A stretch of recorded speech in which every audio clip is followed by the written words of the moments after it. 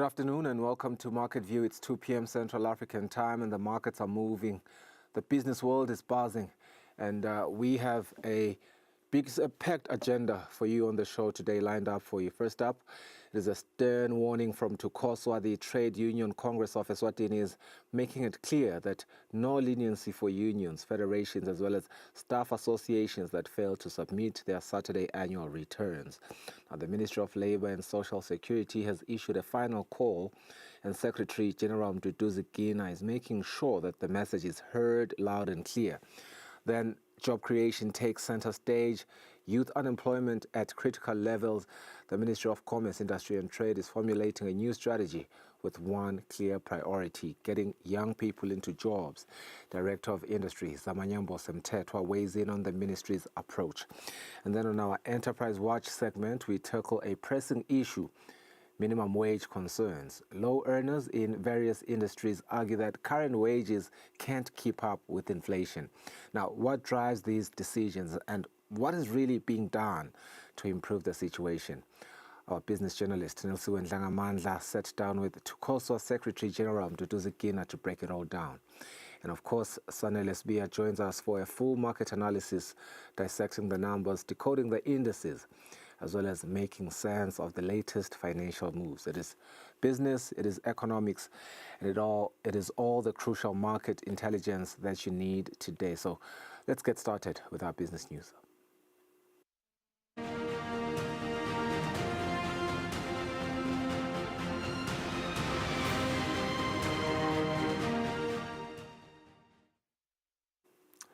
Well, in our first story, the Trade Union Congress of Eswatini says there will be no leniency for unions. All the federations as well as staff associations that defied government's call to submit statutory annual returns.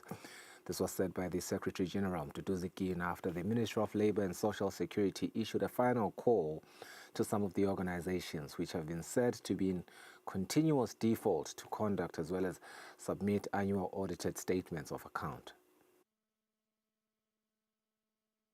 The issue of submitting returns to the regulator, it is an internationally accepted practice that must be observed by all registered organizations. If you are an organization of trade unions, be it you are a trade union or you are a staff association or you are a federation, you must submit. It is a requirement that we are not questioning as a federation.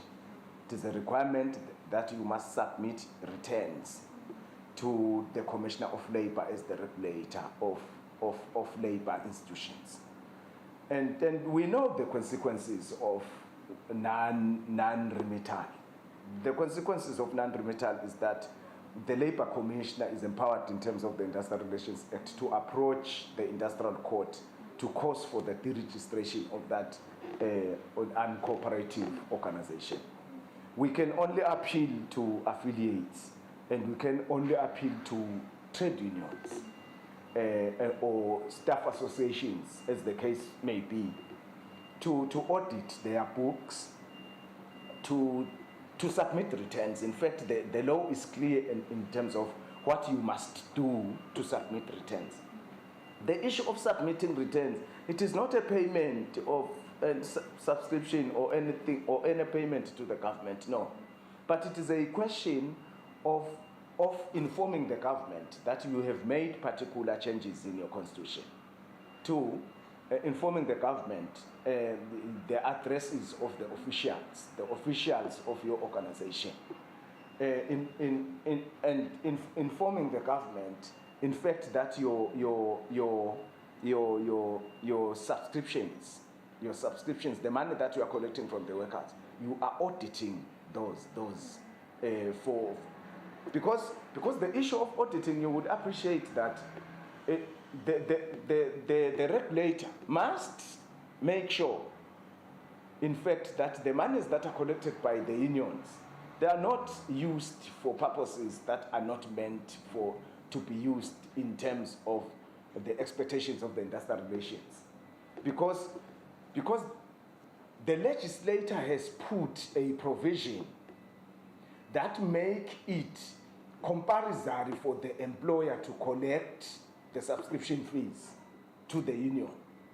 So if then the legislator has done so, it only makes sense that the regulator is expected then now to know if then those subscription fees are not being misused.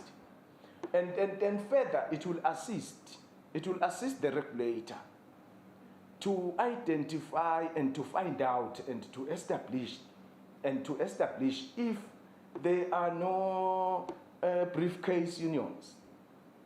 Because one can easily register a union and then that individual will go and lure those individual workers at the factories. Then they will join that union that is not there, that exists in terms of the certificate only. And then the office of that individual, you would find that it is a briefcase. Then that is why I'm saying briefcase unions.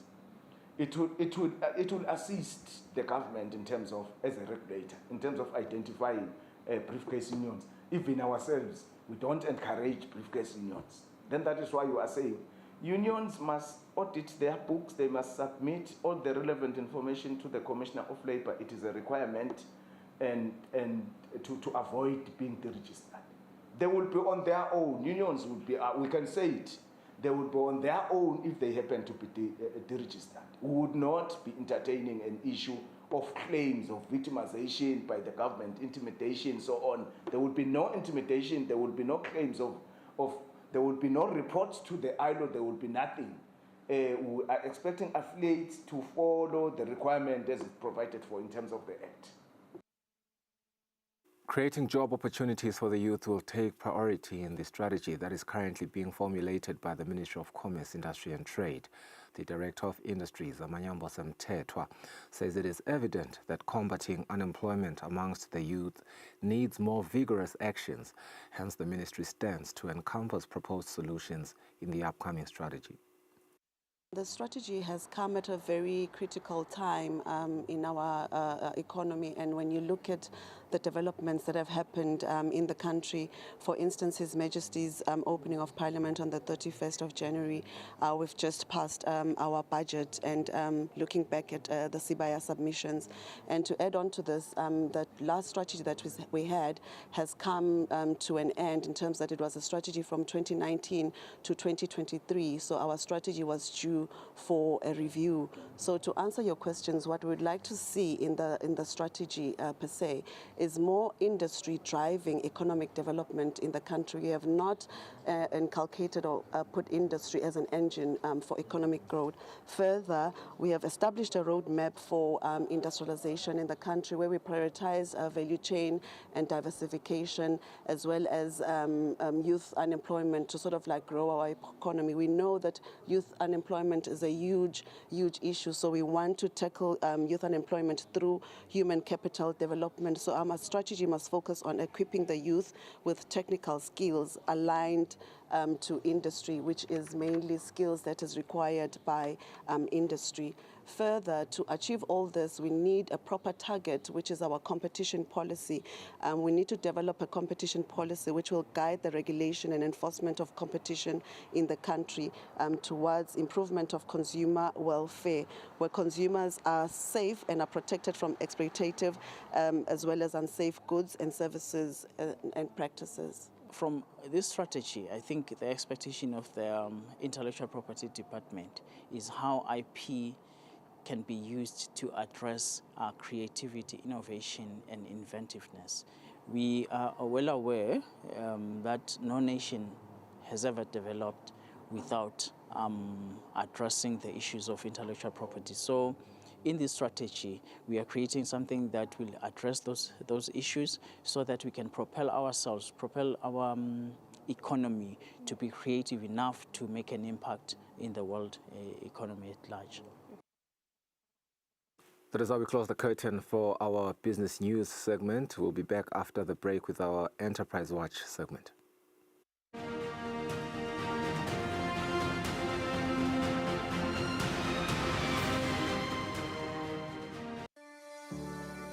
Eswatini TV has signed a code of conduct that is enforced by the Eswatini Communications Commission. We are committed to reporting news that is accurate, comment that is fair, and programming that does not amount to hate speech or the description of gratuitous violence or explicit sex. For any complaints of our programming, please contact us on 2411-9600 or email info@eswatinitv.co.za. You can also contact the Eswatini Communications Commission on 2406-7000 or write a letter to ECCOM on PO Box 7811 Mbabane. Email address is info@ecom.org.sz.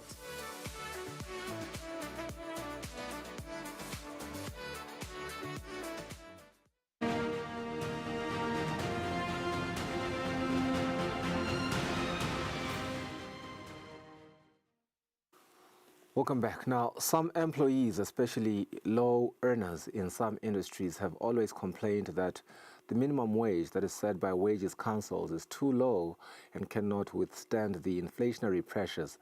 Now, to find out what influences the minimum wage and what is being done to improve the situation, our business journalist Nelson Ndlangamandla had a conversation with TUCOSA Secretary General Mduduzi. And TUCOSA is part of the wages councils that is representing employees. The Secretary General shares more on proposed solutions to these outcries, especially low earners.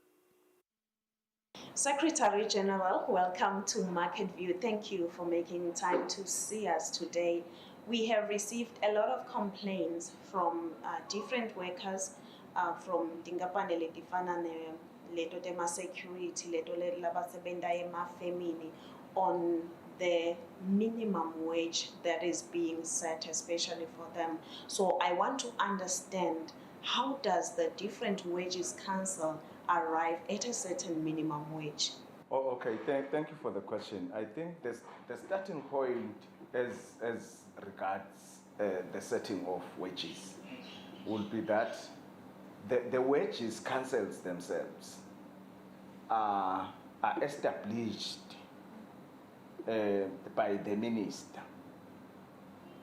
through the advice from the Labour Advisory Board in respect of those industries which, in the view of the minister and the Labour Advisory Board as its council, would view those sectors as vulnerable sectors. And that would be the starting point. And then now, currently we are having 18 wages councils that are constituted in terms of that process. And then the question as to how do those councils then now determine the minimum wages? They would meet. These councils are tripartite in their constitution.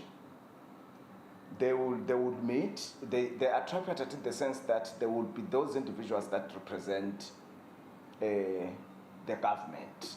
I would say they represent the government because these are individual. They call it in the language of wages councils independent members. There would be those members that would be appointed by the government. Then there would be representatives of employers. There would be representatives of workers in those sectors. So they would consider variety of labor market indicators, inclusive of your cost of. It would include the issue of inflation rate. For an example, they would consider the inflation rate. They would consider the affordability levels of the employers within that sector.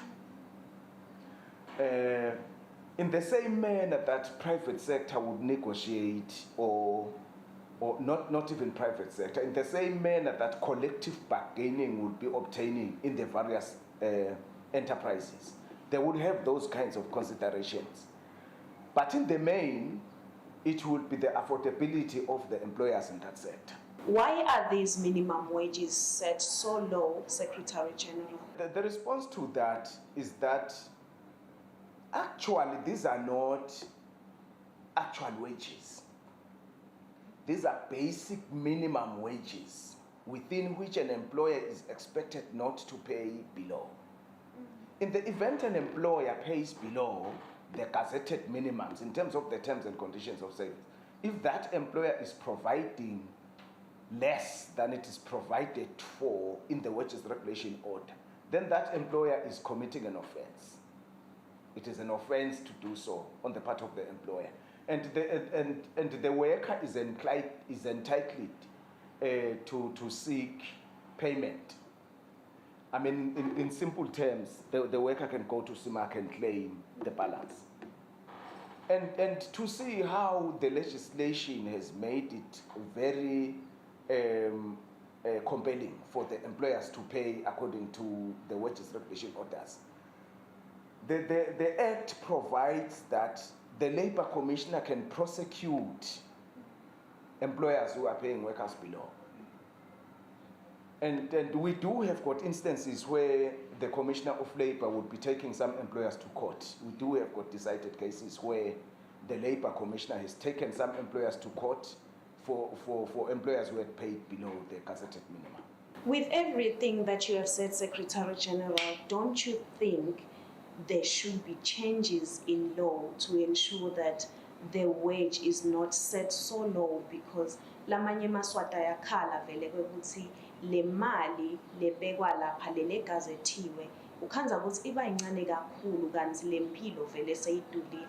There are changes that are being. We had submitted amendment proposals for changes around the issue of the wages council regime, in the sense that we have proposed as a federation an amendment to the Industrial Relations Act now, for the Industrial Relations Act to recognize the existence of what we have referred to as bargaining councils. And that Industrial Relations Act, that part of the discussions has passed through the Labour Advisory Board. As to how then now the industrial councils would operate, it will be that the employers in particular sectors, I would make an example with textile. The employers in the textile industry, with the representatives of the workers in the textile industry, they would meet. The character would be different than the Wages Regulation Council, because the government would not now be involved. If there is a bargaining council, it will be representatives of the workers and the representatives of employers. And the wages that would come out from that discussion would be the actual wages. Someone else would then be saying, would there be any need for the continuation of the wages regulation orders? The response is yes. The wages regulation orders will still be there to allow the government to monitor and regulate that workers are not exploited at the workplace. Then the second layer would be a wages, would be the bargaining councils. The bargaining councils would not be an agreement in between one employer and its employees, but it would be an agreement that would cover an industry. As I was making an example with the textile industry, the workers in the textile industry and the employers in the textile industry under the wages, under the bargaining council's arrangement, would meet, decide wages on top of the basic minimum wages that have been set through wages regulation councils. And we hope that can assist, in terms of lifting up the arrangement for the basic minimums. I know that government is also looking at the issue of the national minimum wage. As to Kozwa, what do you think should be the basic minimum wage, and what impact will that have on the economy? You see, we ourselves as the Federation, we carried out a study, and we made the results of the study available to the government to say, and that study pointed to a basic minimum of 3.5. That was 2018 though, 2018, when we carried out that study, and it showed that in fact a basic minimum wage could be 3,500 for all productive sectors. But you must understand that a basic minimum wage is not a living wage. There is a living wage, there is a national minimum wage. At the time when we carried out that study in 2018, the living wage was 5,000 in terms of the study that we carried. But it may have changed now, it is 2025. We may need to again carry out some further studies to determine the national minimum wage. Otherwise, the issue of the national minimum wage can come in handy as well to create a base within which issues of wages can be discussed in the various employments. Sengiyatibuta nje Secretary General ukuthi kutawuba nang lo sebentako who is going to get the national minimum wage nase approviwe, of course khanze ukuthi uyamtfola maybe loyo 3,500 so uphindze ubuyele emuva mhlambe naye ucashe umuntu endlini. What will happen then ngoba kumbe nidawuthi nayi apply kuwo wonke umuntu losebentako, what will happen then? It would not be the first thing to happen in the country to have a national minimum wage. It has happened in various other jurisdictions elsewhere, and it will be easy to respond to some of them these things through their experiences. Like I would make an example, you would find that to attend to that, there will be those sectors which are not productive, which are not selling products out of their service, who would move in a staggered manner towards a particular minimum wage. As like nje la majala la tabe angisita kweluseni timbuti netimbongolo. Nami ngiyaqhamuka with 3,500 then ngabe ngimholile as my national minimum wage. There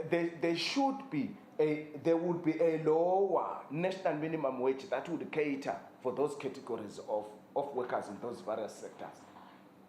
So they would then be moving njalo kubhekeke ukuthi mhlawumbe kukalwe iminyaka ukuthi they will start here, they would move as nalomqashi wabo nalomqashi lo national minimum wage athuthuka nabo, they would be moving in that manner.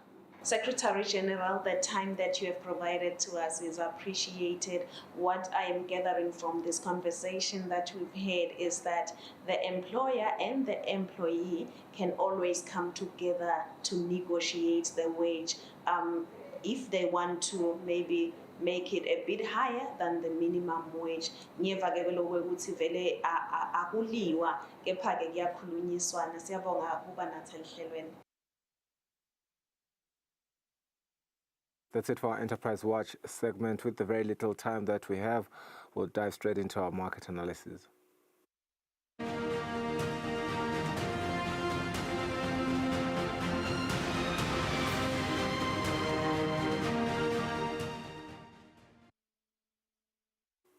All right, this is our market analysis segment with Sanile Sbia, who joins us virtually. Sanile, a very good afternoon to you and welcome to the program. Let's look at it from Wall Street to here at home in Babane. It seems as though the indices have shaped up handsomely today. I was just looking at the indices chart and it looks like everything is green.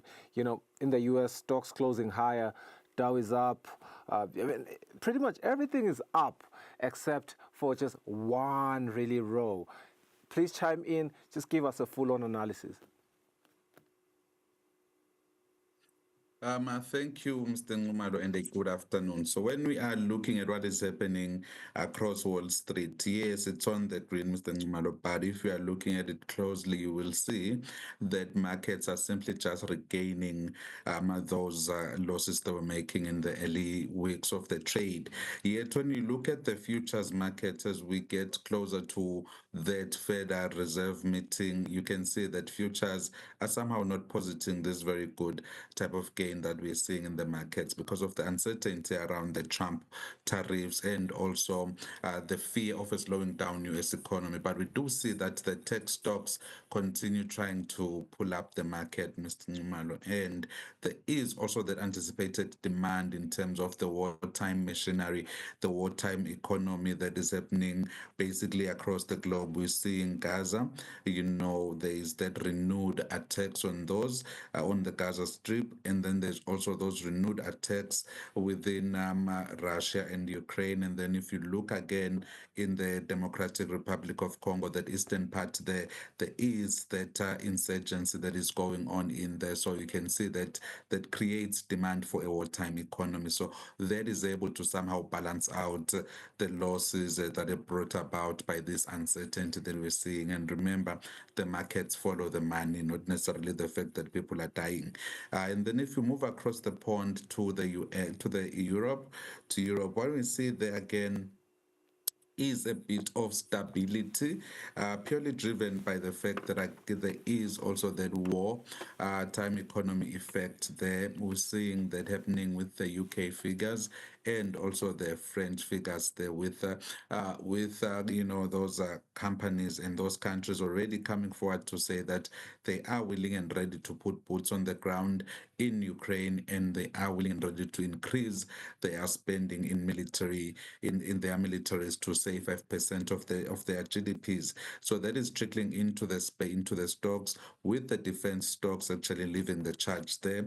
And when you move into Germany again, what you're seeing is there's that increased consumer confidence with Germany playing around with their lending environment and their spending ceilings, being extended a bit in a bid to get the German economy, up and running again. And then when we move on to Tokyo, Malo, you can see that Tokyo has regained about 400 points there. But what we're seeing is Tokyo still remains below those all-time highs that we saw a bit earlier on. And that's purely because we've seen those 25% tariffs coming in the Europe, in the US, 25% tariff on all steel,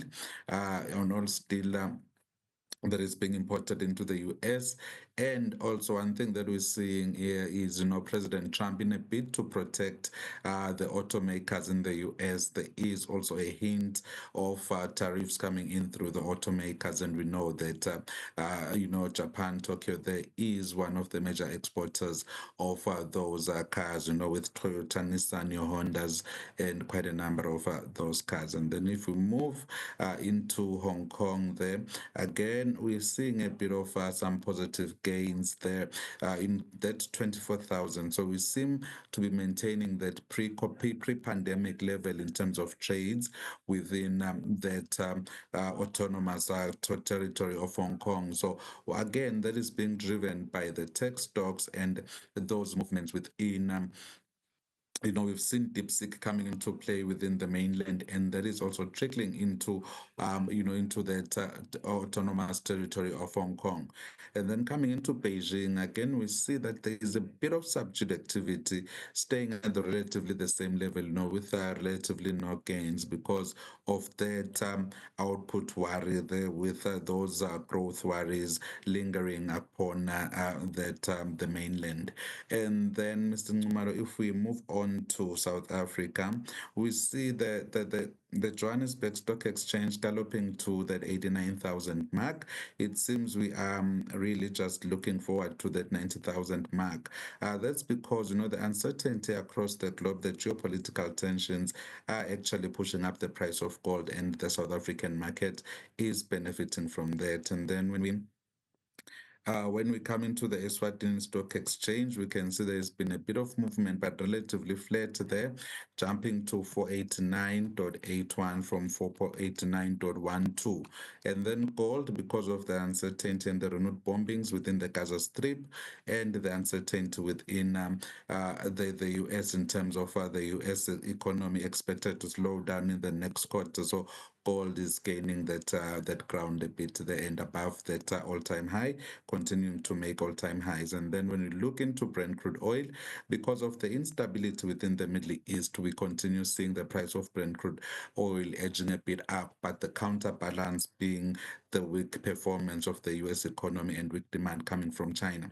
And then in terms of the currencies, the Lilangeni has strengthened against both the dollar and the Japanese yen, being the reason being that shift in policy within the US and the expected recession within the US, and then just losing a bit of ground against the euro because we do expect that wartime economy to somehow improve on the European economy. Thank you, Mr. Ncumelo. Thank you for your insights, and thank you so much for joining us again on the program. It seems as though our market analysis today gave us a pretty, picture with regards to global gains, local slowdowns, as well as some movements with regards to commodities. We will be continuing to give you insights as well as, the analysis that matter when it comes to such numbers again on Market View on Thursday. We don't have Market View tomorrow, but thank you so much for staying with us on the show today. We hope that you do have yourself a very, very good afternoon. Bye-bye.